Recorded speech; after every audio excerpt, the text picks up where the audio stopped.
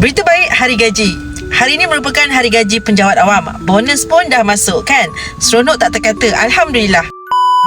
Hari ini harga emas turun RM74 1 gram berbanding harga tertinggi iaitu RM764 1 gram. Hari ini harga emas hanyalah RM690 untuk 1 gram.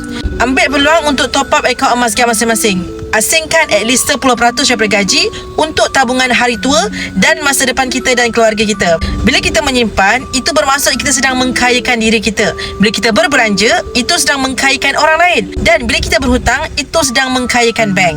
Sebelum kayakan orang lain, kayakan diri sendiri terlebih dahulu. Fokus kepada pertambahan gram emas. Menyimpan ni memang kena paksa. Tak paksa tak jadi. Bila dah jadi rutin, kejayaan penyimpanan emas hanyalah persoalan masa sahaja. Sedar-sedar dah banyak gram emas. Kalau tak simpan duit tu dalam bentuk aset emas, sekejap je duit mengalir macam air. Jadi, nak pastikan duit kita bertahan lama, tukarkan ke dalam bentuk aset emas. Yang belum tahu, melalui akaun emas Gap, kita boleh menabung emas rendah RM100 atau 1 gram. Klik link di bio Safia Sofian, daftar akaun emas Gap percuma. Saya akan bimbing sebaiknya.